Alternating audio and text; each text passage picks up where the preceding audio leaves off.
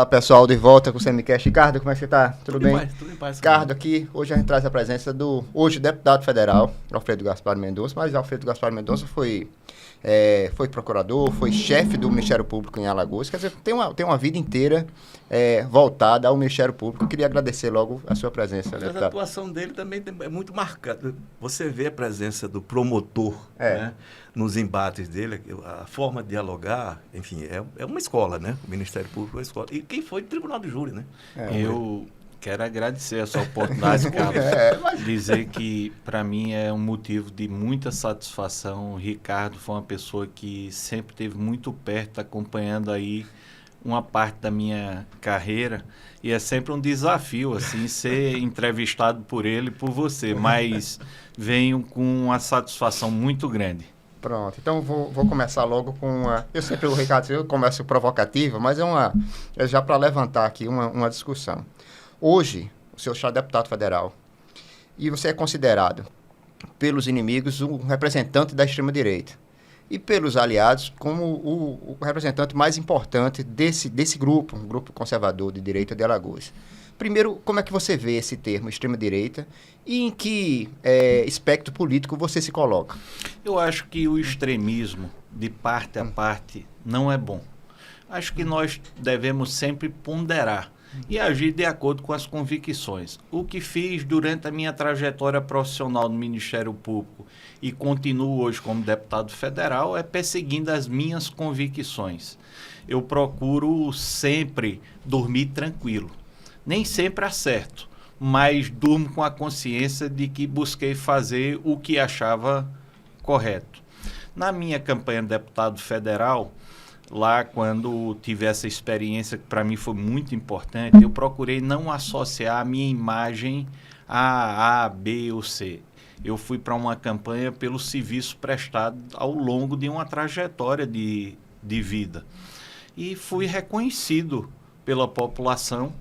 Não tive o apoio de nenhum prefeito, vice-prefeito, ou seja, eu não fui abraçado pela classe política. Quem me abraçou foi a população mesmo. Fui votado em todos os municípios do estado de Alagoas com essa plataforma. Quando eu cheguei como deputado federal com as pautas existentes, não dá para você ficar meio que no centro das discussões.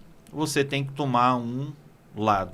E eu cheguei com pautas as quais eu tenho convicção que eu voto favorável ou contra. Primeira pauta é que eu iria votar contra qualquer aumento de imposto. Eu já acho que a carga tributária brasileira ela é um desastre absoluto. Acho o contribuinte um burro de carga.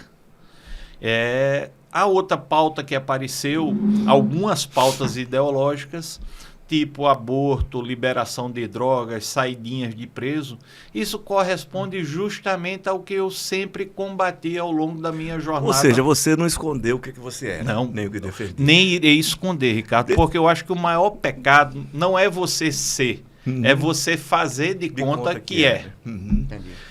Você se identifica hoje, deputado, com esse grupo mais radical, à direita, quando o Carlinho coloca aí com muita propriedade, é isso, essa identidade, né? Com a bancada da bala, por exemplo. Você se sente identificado com essa turma, bancada da bala, chamada bancada da bala? Olha, você sabe que essa turma é do pega, mata e come, né? Depende da pauta, certo? Eu me identifico com a bancada da direita. Evidentemente. Você é um cara de direita, assumido. É isso que eu posso assumir, porque é isso que eu sou. Eu nem sou de centro-direita, nem sou de extrema-direita. Eu sou uma pessoa que, de acordo com as minhas convicções, e lá chegando, eu tenho pautado os meus votos pela linha da direita. Isso me leva hoje a ser o único deputado federal, melhor, o único parlamentar de Alagoas, a nível federal, que tem um nível considerado de oposição ao governo federal. Mas isso não impede que nas questões nacionais e nas questões que interessem ao povo de Alagoas, eu vote com o governo. Vou dar 2 exemplos. Aumento do Bolsa Família e Operação Carro-Pipa. Agora, o que é que o Alfredo vota contra? Tem algumas questões, e são questões que muitas vezes envolve lobby e muitas vezes envolve liberação de emendas, que quando chega a notícia que tem liberação de emenda para votar, a minha orelha já não é pequena, ela fica bem maior, porque eu sei que tem alguma coisa que não corresponde à melhoria para a população. É assim que eu tenho me comportado na Câmara dos Deputados. Engraçado você falar, é o único deputado, né, que é identificado como sendo de oposição. Eu fiz até uma postagem, você deve ter visto, que pode considerar até provocativa, o Fábio Costa, né, numa matéria de assessoria, foi publicado pelo Cada Minuto, e eu vi depois que tinha em vários sites, ele dizendo que era ele o único, porque ele nunca teve relação com os calheiros, ele nunca teve ajuda de ninguém, nunca foi levado por ninguém. Ou seja, deixava entender, tem até uma... Ele disse, nunca aceitei proposta de poderosos para alavancar minha trajetória política, jamais, e nunca estive aliado aos calheiros. Ou seja, é um recado direto para o deputado Alfredo Gaspar. Foi que houve entre vocês, ou o que é que existe? O meu posicionamento tem incomodado muita gente. Ele, inclusive? Até a quem eu não esperava. Eu não acompanho a trajetória do deputado Fábio, mas tenho uma boa relação. Você acompanha, né? Não, veja bem, eu não posso dizer porque eu realmente já sou muito ocupado. O que eu quero dizer é o seguinte... Você acha que ele não é ocupado nesse caso? Que eu não diminuo absolutamente ninguém. Eu só não sou repórter policial. Então, assim, eu tenho que falar das coisas que eu entendo. O que aconteceu foi o seguinte, um deputado, que é um dos líderes da oposição, criou um cronograma de votação. E esse cronograma atinge o Senado e a Câmara dos Deputados. E lá tem quem é oposição, quem é centro, quem é governo. O ano passado eu fui o único deputado da oposição, o único parlamentar. De Alagoas. De Alagoas. Este ano eu estou lá como único parlamentar até hoje, essa data, também da oposição. Mas com a divulgação disso aí, eu tenho visto muitos parlamentares no Brasil que estavam votando escondido com o governo, partir para uma votação mais à direita. Estou falando a nível de país. Então, assim, o que é que eu me preocupo, Ricardo? Eu me preocupo com o meu eleitor. Eu me preocupo de eu ser e fazer aquilo que eu digo. Essa é a minha preocupação. Então, assim, eu estou tranquilo comigo, porque o que foi exposto de mim é justamente o que eu estou fazendo. Então, assim, eu não tenho mudança de rota. Você atribui a quê essa reação dele? Eu confesso que eu fiquei perplexo. Olha, eu só posso atribuir que a minha assessoria postou um ranking de deputados que... Eu só tenho isso a atribuir, mas já tive com ele depois, nem questionei. Eu acho isso uma questão tão pequena para tantos problemas que eu estou enfrentando para conduzir bem o mandato. Eu acho que cada um é dono da sua vida. Eu só sei uma coisa, e isso eu posso garantir ao eleitor. Eu nem enganei quando entrei, nem vou ter o sentimento de ter enganado quando sair do mandato. Eu estou trabalhando com a minha linha de pensamento do que eu fiz na campanha, o que eu estou fazendo no mandato. E ter sido candidato dos calheiros a prefeito de Maceió? Olha, muito bom você tocar nisso. Quando o Renan Filho me chamou para ser secretário de segurança, ele me chamou sem me conhecer para um cargo técnico. Alagoas e Maceió era o estado e a capital mais violenta do Brasil fazia 10 anos. E me deu liberdade para trabalhar. Fez investimento e em um ano nós tivemos a maior redução do país. Houve a decisão do STF e eu não tenho o que falar disso. Eu recebi apoio do então governador Renan Filho para eu poder desenvolver um trabalho na secretaria. Veio a decisão do STF proibindo membro do Ministério Público de ser secretário de Estado. Lembro. Retornei para o Ministério Público, lá com o apoio das lideranças, fui candidato único, renovei isso aí como candidato único e resolvi sair do Ministério Público num ano muito difícil, que foi o ano que estourou a pandemia. Logo depois adoeci, perdi meu pai, foi também, né? Muito, mas pensada. Quando eu saí, o governador me procurou. disse: Alfredo, eu gostaria que você fosse pelo MDB. Eu disse: governador, eu não me sinto confortável de ir pelo MDB, porque o MDB tem uma carga negativa na capital. É uma maldição. E o governador concordou comigo, disse: está certo. Ó, você se sente melhor em outro partido, não tem problema. Mas para a gente fazer uma aliança, você aceita a indicação de um vice? Eu digo: vamos combinar a indicação de um vice e fazermos uma composição. Nesse meio tempo, o Rui Palmeira, intermediado aí pelo Tássio, veio dizendo que iria me apoiar. E aí eu fiquei com um pressuposto de apoio do governador Renan, de quem eu tinha sido secretário de Segurança, e retirado firmemente Alagoas e Maceió do ranking de violência, e do Rui Palmeira, que achava que eu estava a serviço de Renan Filho para persegui-lo, até quando ele viu a minha forma de agir e quis me apoiar. E eu, conversando em casa, eu disse: eu vou ter que pensar se eu quero o apoio de A ou de B, mas vou fazer uma tentativa de unir os dois. Os chamei para uma conversa e quando eles conversaram, pareciam amigos de infância. Foi uma conversa que fluiu muito bem. E aí eu tinha que adentrar em um partido para o Rui Palmeira indicar o vice. E aí, justiça seja feita, refleti demais entre ter esse apoio duplo, entre sair solo ou ter apoio de um dos dois. E me senti mais confortável como neófito na política, ter o apoio do governador e do prefeito. Eu não conseguia dialogar com os candidatos a vereador, eu não tinha experiência nenhuma. Então, você ter o apoio tanto do governo do estado quanto da prefeitura, isso me daria uma tranquilidade maior. Mas foi fatal para a sua campanha?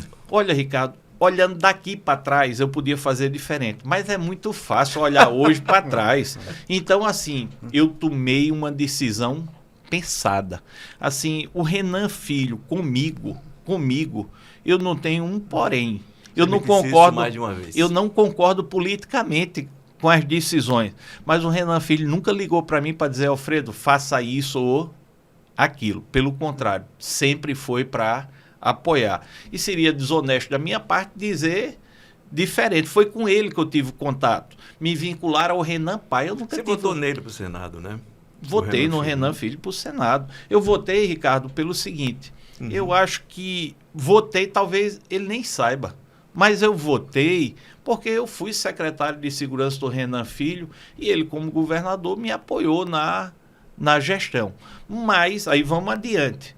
Só que quando chegou a hora de decidir a questão de deputado, ele me disse que estava pensando em apoiar fulano e cicrano. E aquilo foi muito forte para mim. Não dava para continuar num projeto que não era meu, que não era o que eu pensava. Isnaldo e tio Rafa. Não. Lula e Paulo Dantas. Certo. Lula e Paulo certo. Dantas.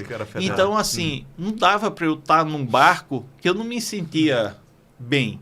E aí foi um rompimento difícil, não foi um rompimento fácil, porque nós tínhamos 2 jornadas que eu fui secretário de Segurança. E todas 2, diga-se de passagem, reduzindo violência. Eu peguei a Secretaria de Segurança com 70 mortes por 100 mil habitantes. Entreguei com o menor número da história até hoje, desde 2002, com 31,7. Então, assim, de mortes por 100 mil habitantes, foi algo que deu certo, com números que não foram maquiados. Recebemos elogio de organismos internacionais e do Ministério da Justiça. Você está colocando números que não foram maquiados. E eu acredito, sinceramente, as estatísticas, elas são, para mim, muito corretas e decentes. Esses números são corretos hoje ou você acha que são maquiados? Aí eu vou chegar lá. Deixa eu só finalizar você isso. Me provocou, então, né? assim, eu saí da trajetória política ao lado de Renan Filho, e essa trajetória foi uma decisão muito pensada. eu não tinha condições de continuar com ele apoiando um candidato da Assembleia, porque eu sei as práticas da Assembleia, nem tinha condições de apoiar um candidato Lula com o qual eu não concordo em absolutamente quase tudo. E você disse isso publicamente, tá? E aí, para deixar a ponto. Então, assim, se me atacar porque dizer que eu fui secretário de Segurança, eu queria dizer que eu fui secretário de Segurança quando os secretários de Segurança saíam quase todos desmoralizados pelos números. E a população reconheceu, e os números mostram que nós saímos e reduzimos pela metade o número de mortes por 100 mil habitantes. Peguei com Maceió na 6ª cidade mais violenta do mundo. Depois, Maceió sequer ficou entre as 50 cidades. Então, assim, eu tenho muito orgulho dessa trajetória, porque foi uma trajetória técnica. A outra situação, os números são maquiados hoje. Ricardo, eu saí da Secretaria de Segurança com uma avaliação positiva muito grande. Por que eu estou mais silente em relação à segurança pública? Por respeito aos profissionais da segurança pública. Eu não sou comentarista de polícia. Eu tenho que trabalhar no Congresso Nacional para fazer lei dura como eu estou fazendo, para propor legislação que ajude os profissionais da segurança pública. Alfredo, você confia nos números que estão postos? Eu não sei como está o funcionamento da máquina de estatística. Eu não sei. Eu só sei que o pessoal que estava no meu tempo, que recebeu o prêmio internacional, e eu já peguei do tempo do doutor Diógenes, doutor Eduardo Tavares, Dário César, todos devidamente treinados pelo Ministério da Justiça, esses cabeças saíram do núcleo de estatística. Então, eu não posso dizer se eles arrumaram outra metodologia. Isso eu desconheço. E, Alfredo, por que você não é mais incisivo nas críticas? Porque uma crítica minha, com certeza, pesa muito. E eu tenho que ter responsabilidade para não desestimular os profissionais da segurança pública. Aí, você acredita piamente? Não. Quem disse que eu acredito? Que eu não conheço? Então, assim, mas eu também não posso atacar porque eu não conheço. O que é que eu torço? Eu torço para que nós não tenhamos um aumento da violência. É isso que eu torço. Você está vendo? Você tem essa sensação? Tenho porque eu sou abordado nas ruas, eu sou abordado no meu Instagram, as pessoas contam isso aí. Pergunta o quê? Pergunta porque eu não sou secretário de segurança, porque eu não volto para a segurança pública, porque está tendo muito roubo, está tendo muito homicídio. Essa é uma opinião da população. É uma população que vive nas ruas e sabe o que está passando. Eu subindo aqui num prédio agora para dar essa entrevista, foi abordado. A moça lá do Clima Bom disse: lá no Clima Bom estou vivendo um verdadeiro inferno. Era bom na época que o senhor era secretário. Mas veja, não me conhece, eu não estimulei isso e recebo diariamente na minha rede. Agora, deixa eu lhe dizer, quando você tem números bons e a sensação de segurança não acompanha, não adianta você mostrar números, porque eles não convencem. O que a população quer é número vinculado à sensação de segurança. Senão é um trabalho jogado na lata do lixo. Ministério da Segurança Pública. Não, eu só ia perguntar, porque a gente teve o Nilmário Miranda aqui, há pouco tempo atrás. Você foi o secretário de Segurança, você falou da pessoa agora do Clima Bom. Qual a sua ideia, deputado, de direitos humanos? Qual a sua concepção sobre isso? Olha, o Brasil, falta uma ponderação. A ponderação que direitos humanos não é proteger bandido. Direitos humanos é feito para estar inserido na sociedade e trabalhar de forma igualitária. A polícia, ela trabalha geralmente combatendo o criminoso, mas combatendo o criminoso de uma casta menos abastada, porque é onde mais os problemas... Mais pobre. Isso leva a situações limítrofes. Dá um exemplo a você. 2h da manhã, um casal brigando em uma comunidade. Olha, não vai o psicólogo, não vai o médico, não vai um conciliador, assistente social. E aquele é um problema complexo. Quem chega lá é a polícia. A polícia, para desdobrar aquilo ali em um ato de excesso... É a única presença do Estado isso que eu quero nas comunidades mais pobres. Mais pobres. Então, assim, tá aí o exemplo da Lava Jato. Direitos humanos para a Lava Jato é fácil. A defesa do Estado democrático de direito é fácil. Todo mundo tem os melhores advogados. Os caras são donos da metade do PIB do Brasil.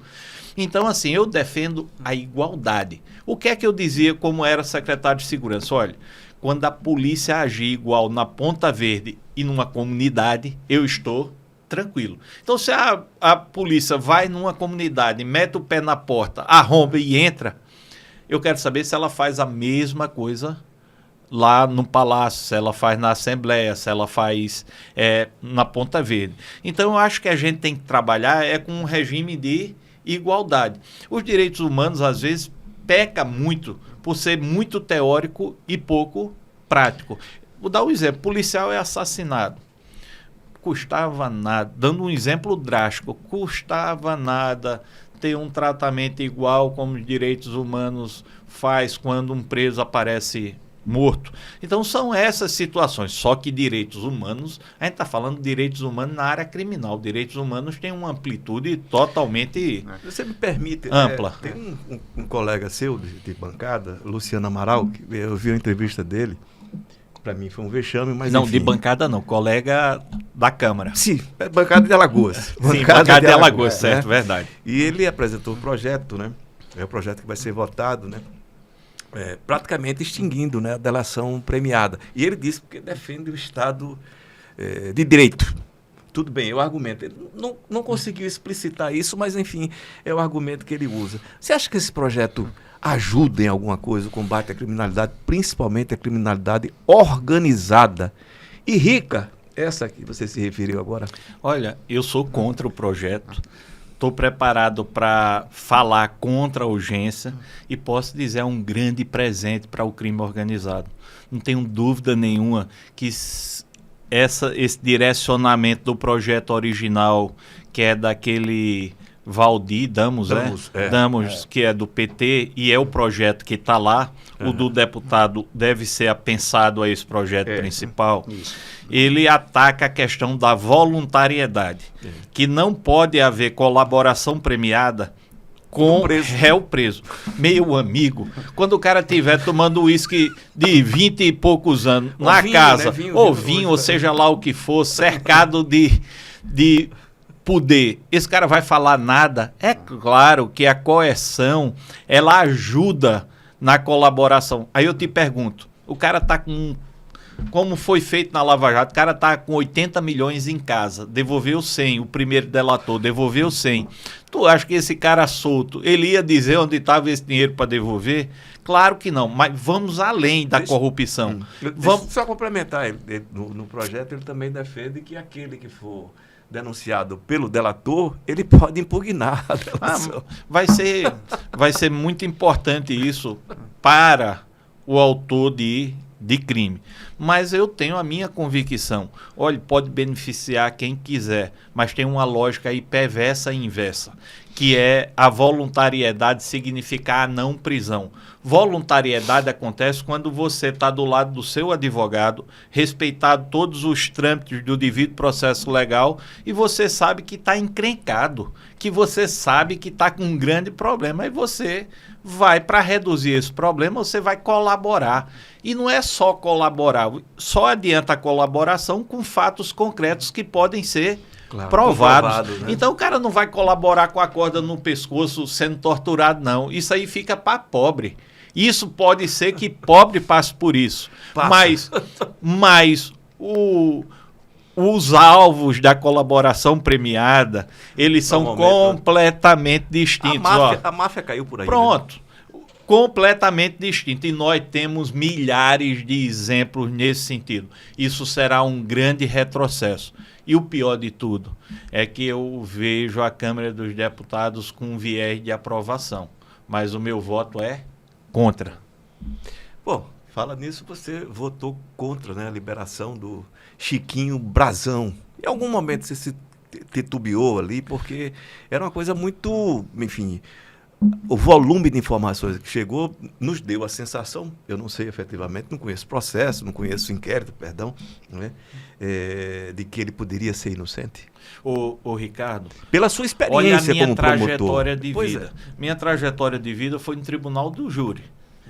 E me deparo na Câmara dos Deputados com um colega de bancada do União Brasil acusado de matar a vereadora Marielle. Olha, Marielle, eu não concordo. Nada do que ela falava. Eu não concordo com o jeito da atuação dela. Eu não seria nunca uma pessoa minha aliada política. Agora vamos para a responsabilidade. Houve uma investigação da Polícia Federal, houve colaboração premiada, houve detalhes do caso. Como o meu eleitor, como os meus amigos profissionais, como as pessoas que acreditam em mim, que o Alfredo é contra a saidinha, é contra a droga, é contra o aborto, que o Alfredo é contra o crime, e num caso desse, com colaboração e indícios, como é que eu ia votar pela liberação desse elemento? Não tinha como. Então eu tenho que respeitar a minha trajetória de vida. Eu votei sem titubear, porque, olha, eu denunciei tanta gente por indício, eu pedi condenação de tanta gente por Marcelo indício. Vitor, né? Também. Estou falando dele. Desculpe trazer essa questão para cá, porque é um aspecto interessante. Você, como procurador-geral, denunciou, naquele caso de desvio de recursos da Assembleia, o Marcelo Vitor, Fernando Toledo e seu colega hoje de bancada de Alagoas, Luciano Amaral. Depois, um outro procurador-geral, Márcio Roberto, agora desembargador, não apenas pediu a desistência, né, mas inclusive apontou que havia ali resquício de uma certa perseguição sua como procurador aos personagens, enfim, porque eles são, né, porque ninguém foi condenado, limpinhos e tal, e limpinhos deveriam continuar. Como é que você viu essa reação de um colega, Olha, que era seu sub, né? Quando a gente está na planície da vida, a gente observa bem as ações e as reações.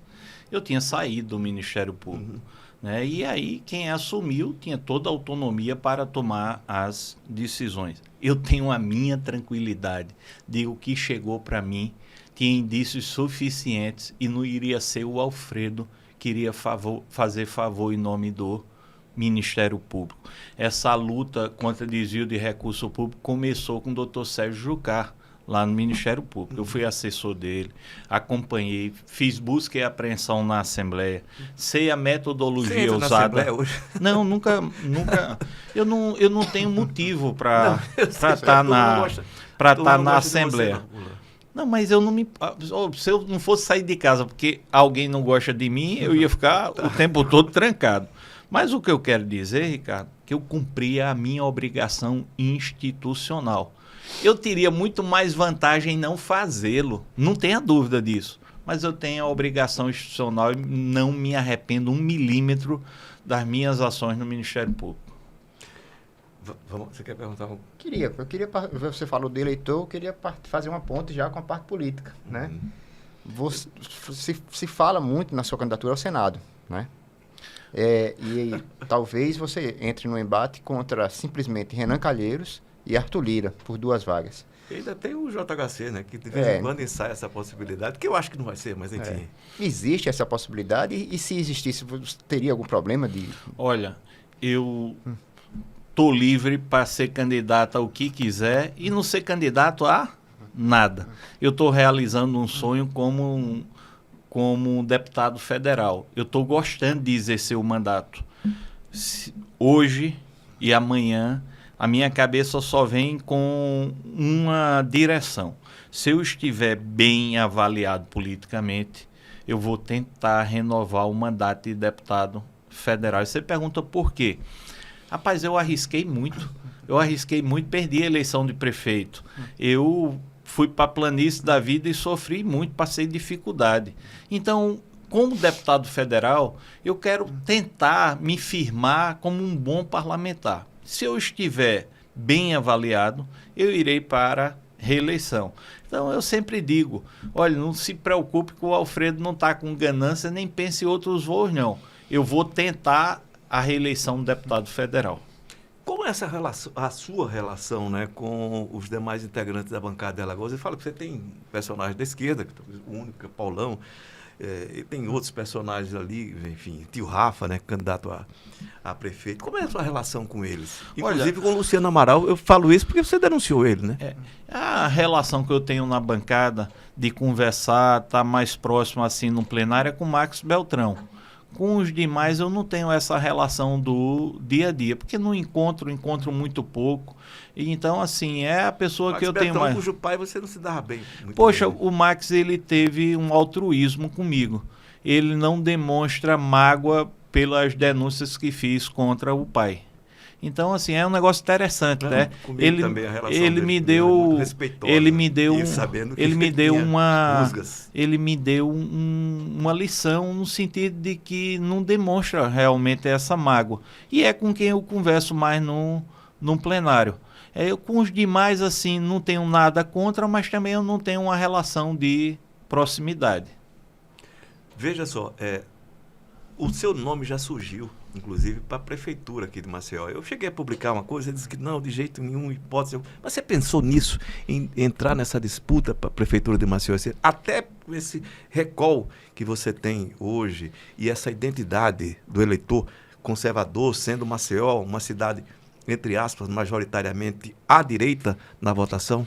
Olha, Ricardo, na política nós temos nuvens. Na política nós temos nuvens.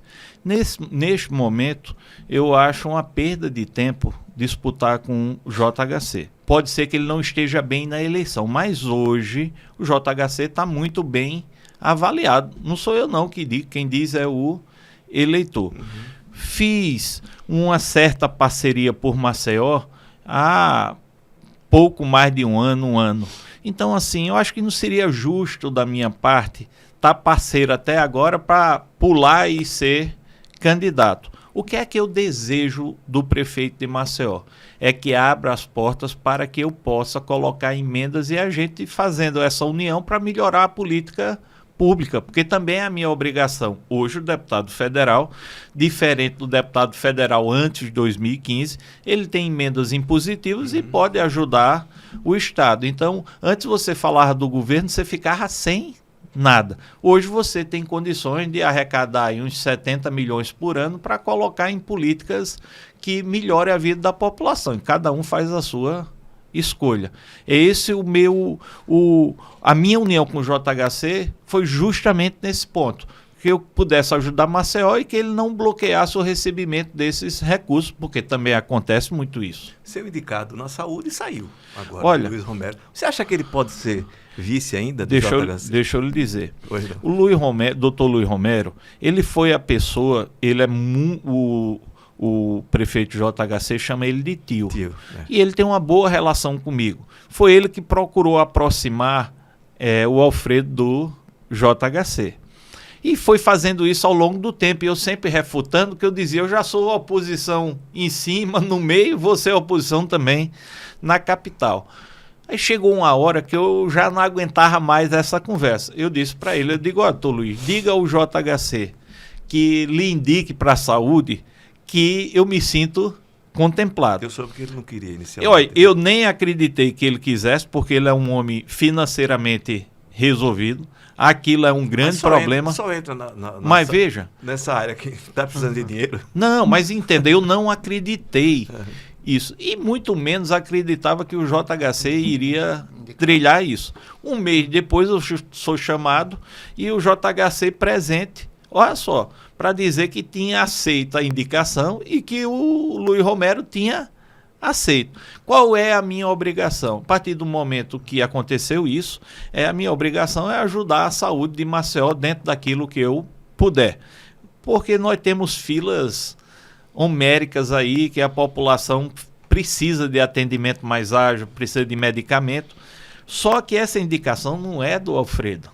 Vamos deixar muito claro. Do Alfredo também, né? Pronto, o Alfredo contribuiu com isso, mas vem com uma série de gente que participou disso aí. O Arthur, inclusive. Não, o Arthur deve ter sido o principal nome. Padrinho. A gente poderia falar dessa forma.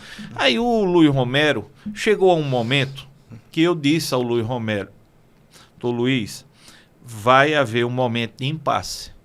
porque o Arthur vai indicar os nomes dele, o JHC vai indicar os nomes dele, e eles vão chegar a um impasse. E esse impasse chegou o momento em que eles ainda não encontraram o ponto de equilíbrio. Eu disse ao doutor Luiz em dezembro, digo, doutor Luiz, isso aqui é só apurrinhação. Eu, se fosse o senhor, eu saía e me colocava apto a ser um ponto de convergência. Doutor Luiz passou o ano passado, teve um problema de saúde muito sério, com a vida em risco durante vários meses. São Paulo, inclusive, situação bem delicada. Exatamente. Então, assim, eu achava que ele devia descansar um pouco e ser esse ponto de convergência. E o doutor Luiz, ele foi até o último instante, porque ele, não, Alfredo, eu quero entregar a maternidade, quero entregar um ponto aqui, a série de planejamento que fez. Hoje ele saiu da gestão, a Jó Pereira saiu da gestão e o Davi saiu da gestão. O Rodrigo Cunha transferiu o título de Arapiraca para Maceió. O secretário também do prefeito também saiu. O Ivan Carvalho. Então, assim, se perguntar, eu acho que o prefeito JHC está com a cabeça trabalhando muitas hipóteses. Não é muito sabedoria dele, não, também. Eu digo sabedoria política, né? No sentido de ficar jogando ali, criando... Acho enfim. Que JHC não é tolo. Se fosse tolo... Filho de João Caldas tolo é brincadeira. Então, né? assim, mas ele está com um grande dilema. Você acha que é dilema mesmo? Não, ele está com um grande dilema. Qualquer nome que ele escolher que não seja o Rodrigo Cunha não dá o mandato de 2 anos para a mãe dele. Eu acho que esse é o grande dilema. Se não fosse isso, eu tenho certeza absoluta que o JHC estaria mais aberto à conversa, certo? Então, eu tive com o JHC, tive com o Arthur, a temperatura um dia ficou um pouco elevada. O que foi que eu disse a um e a outro? Minha gente, está na hora, senão a população vai achar que a gente não está fazendo conversa pelo bem da população. Cada um está procurando a sua direção. Então, eu acho que no outro dia o JHC e o Arthur conversaram. Eu acho que o que já estava definido voltou-se atrás e vai haver mais tempo para um diálogo. Então você acha que não está definido, vice? Eu acho que não. Pelo menos eu perguntei ao prefeito e ele me disse que não estava definido, não. Agora, é difícil saber o que passa na cabeça. Agora, vamos ser sinceros. Ele tem todo o direito de escolher o vice que quer. Ele tem legitimidade para isso. E o grupo tem todo o direito de tomar outra direção. Então, assim, não há de tirar a razão da escolha dele, nem da escolha de membros nem da pressão, do grupo, certo? Então, assim, a verdade é, eles têm que ter maturidade, e eu acho que eles estão num estágio de vida que a maturidade faz parte, de tentar manter esse grupo unido. Essa é a minha preocupação. É a gente poder ter projeto para Maceió, porque isso é o mais importante. A gente também não pode entregar a vice-prefeitura para qualquer um, porque nós vamos ficar sob a égide desse vice com a saída dele para ser candidato.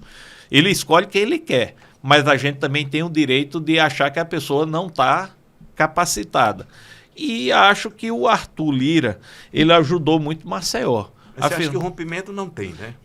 Se houver prudência das partes, eu não acho o rompimento o melhor caminho. Eu acho que o projeto de Maceió é maior do que o projeto individual. Ricardo, queria que você fizesse a última pergunta. Já? Já. Tá agradável a conversa. O doutor Alfredo tá, enfim, resolvendo muito bem, né, as questões, as respostas, muito bem. Eu vou provocar uma questão lá do começo do seu mandato. Aquele embate com Flávio Dino, né? Que foi extremamente interessante. Ele é um homem brilhante também, você há de convir. E você, quando falou da macheza dele, ele saiu com uma tirada assim, absolutamente inteligente, né? Ele disse que não está interessado por história de macheza, não. O que é que você aprendeu com aquilo ali? Olha, Ricardo, você tem que voltar um pouco para o personagem. O Flávio Dino é um homem de embate. Ele não vai para ali. Federal também, ele não foi para ali com espírito conciliador.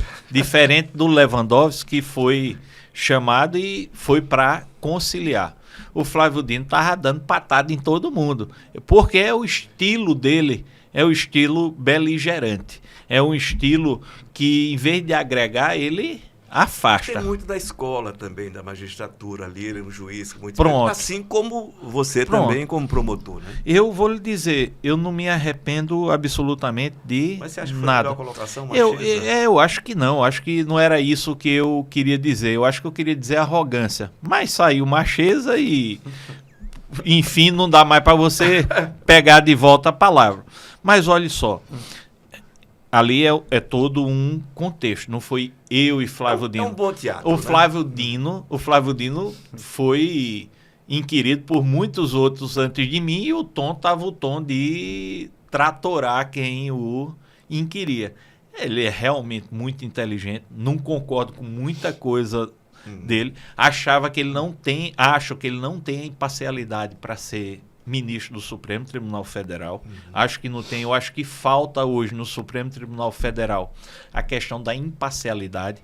Acho que os holofotes prejudicam muito hoje a atuação do Supremo Tribunal Federal e o Flávio Dino, ele tem uma personalidade também muito forte. Mas em nenhum momento eu estava com a intenção de afrontar, porque também não faz muito parte do meu dia a dia. Lá eu procuro seguir realmente as minhas convicções.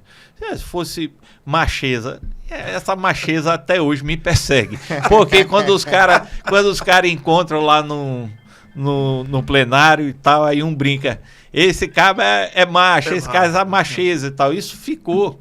Mas, assim, eu lhe confesso que ali é um aprendizado. Eu pensei que lá só ia encontrar gente com pouca coisa a ensinar. Eu encontrei grandes parlamentares. Parlamentares que se destacam em suas áreas. Então, parlamentares que conhecem bem direito tributário, parlamentares que vêm da medicina e exercem um trabalho digno. E assim, a gente tem de tudo lá. Mas também tem uma cota de parlamentares que você pode ganhar aprendendo. Você pode escutar. Tem muita gente que faz trabalho direcionado, por exemplo, às pessoas mais necessitadas. Então, assim, a Câmara dos Deputados, o Parlamento, ele é um Brasil resumido em bem plural, 81 senadores e 513 deputados. Eu me encontrei lá. Ainda tenho muito a caminhar. Mas irei fazer nesse mandato tudo que tiver ao meu alcance para não decepcionar o eleitor. Me permita, antes de terminar, eu queria fazer uma pergunta bem objetiva. Tá. Tem um projeto de anistia, né, para a turma do 8 de janeiro. Você vota contra ou a favor? Eu vou esperar esse projeto. Primeira coisa, Bolsonaro está fora desse projeto. Segundo, tinha muita gente no local, fizeram um cerco, levaram véia, menino, levaram todo mundo para o mesmo... menino que estava lá quebrando tudo. Não, né? Ricardo, não foi todo mundo. Guatiraba, Ricardo, né? não foi todo mundo que fez isso. É fácil distinguir quem participou dessa baderna dentro e quem estava fora. Se me perguntar, eu não sei em que termos vem o projeto. Eu sou contra a anistia para quem participou da quebradeira. E sou a favor da anistia quem não estava no foco dos acontecimentos, que eu digo dentro dos poderes. Acho que para esse projeto passar, ele tem que ser um projeto equilibrado. E eu acho que será um projeto equilibrado.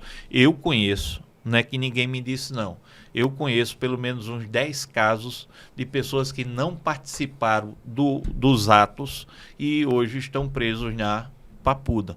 Acho que assim, veio para exemplo. Mesma coisa, MST invade um prédio e tem uns na porta. Quer dizer, o cara quebra, toca fogo e no final todo mundo vai pagar a mesma conta. Eu não acho certo. Vou ver como é que esse projeto vai andar. Eu fui até sondado para ser o relator desse projeto, mas aí repassaram para um colega meu de bancada, que é uma pessoa também equilibrada, e ele já deixou muito claro, isso não beneficiará o ex-presidente Bolsonaro, e isso também haverá um equilíbrio. Como e quem esse projeto vai alcançar será tema de discussão. Mas eu posso lhe garantir, no meio dos que estão envolvidos, tem muita gente que não participou efetivamente desse ato. Perfeito. Ricardo, Ok, obrigado. Deputado, queria agradecer. Só uma, sim ou não? PEC das praias, sim ou não? Não. Não. Com isso a gente Encerra. finaliza. Ele está perguntando aqui se... Deputado, obrigado pela sua Eu é presença. que agradeço. Obrigado. Viu? Grande abraço, Valeu. pessoal. Até a Um próxima abraço. semana.